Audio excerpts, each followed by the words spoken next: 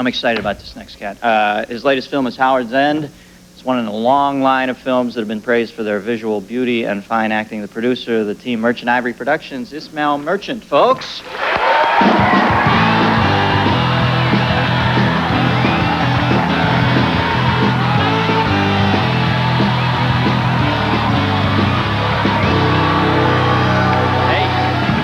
Nice to meet you, sir. I'm a big fan of your work. Thank you. I saw Howard's End the other night, and after... Do you have a headache from putting these super crafted films? I mean, do you want to do an up and one, a swimming to Cambodia or something now? Because your films are so beautifully crafted. Well, it's been a passion, you know, for the past 30 years. We've been making films. And we've been lucky that we have a very good writer, Ruth Jabwala, and a very good director. You know. Say her name for me, because I read it and I always think I'm going to say it wrong. I want to know the name. What is it? Ruth Jabwala. Ruth Jabwala. Right. Okay. All right. Jabwala. Right. All right. I got it. And she's the writer, and James Ivory, the director. And we have a very good composer, Richard Robbins, you know, who's been working with us for 17 years. Yes. So it's really a family operation. Yeah, sort of like a Coppola thing there. He always seems to work with the same people. You feel comfy with them, I Very presume. much so. Very much so. Now, knowing your fascination with E.M. Forster, I cannot believe you passed on Passage to India. This team would have seemed perfectly suited for that. Why did you not do that film? Well, Passage to India was offered to us earlier on, and we decided that we were doing at that time Heat and Dust, a novel by Ruth Jabwala, which had won the Booker Award. So we said that the theme had the same parallel as Passage to India.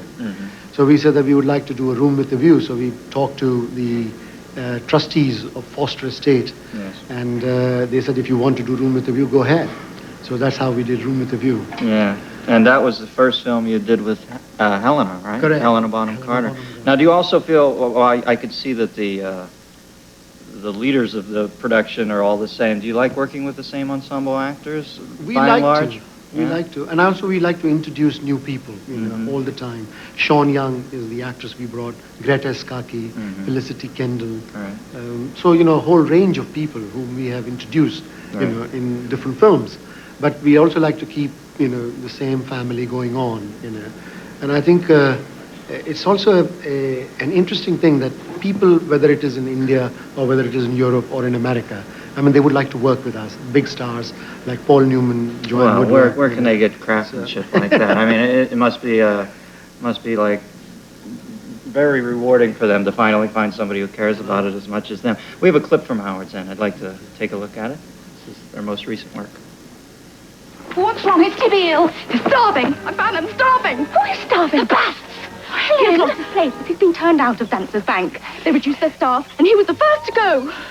Yes, thanks to us. He's done for. We've ruined him. Are you mad? What if you like? I'm mad, but I'll stand for this no longer. Two people starving, and meanwhile, all this vulgar show. You know, that was,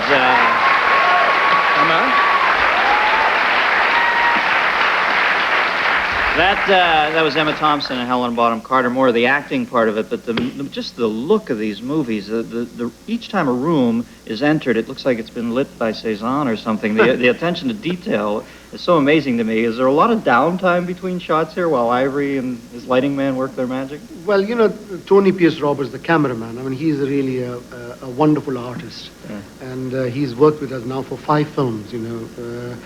So starting with Room with a View, Mr. and Mrs. Bridge, Slaves of New York. So he's hitting the ball pretty well. Absolutely. Those are good. And I find that, you know, working with a very good cameraman, very good costume designer.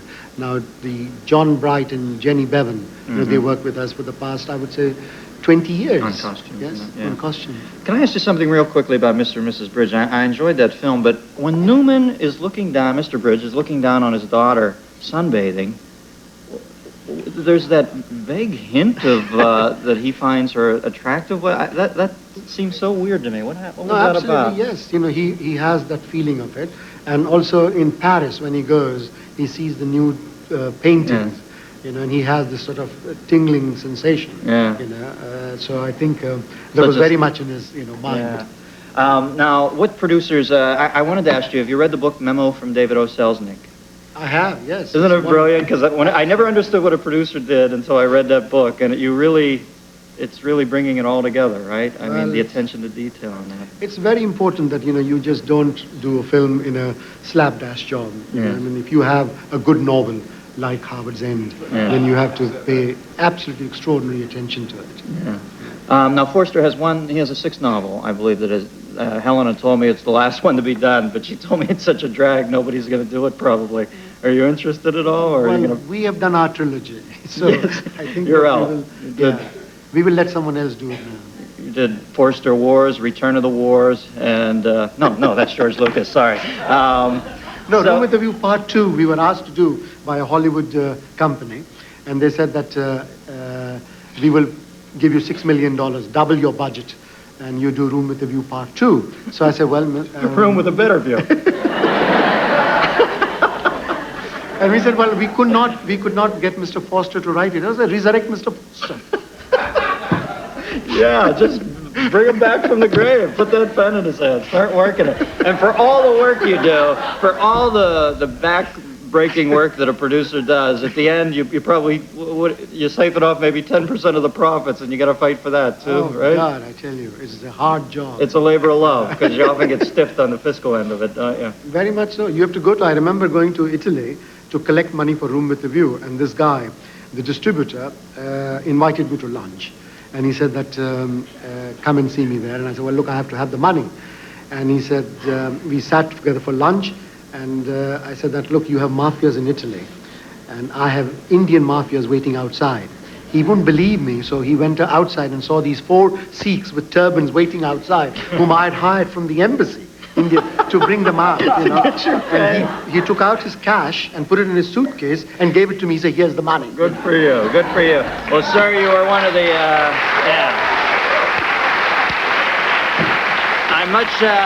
I much admire you. You do incredible work, and your stick-to-itiveness, not giving in, is it's inspiring to me. Thank you for your films. Thank you. We'll be right back with music from Peter Murphy right after this.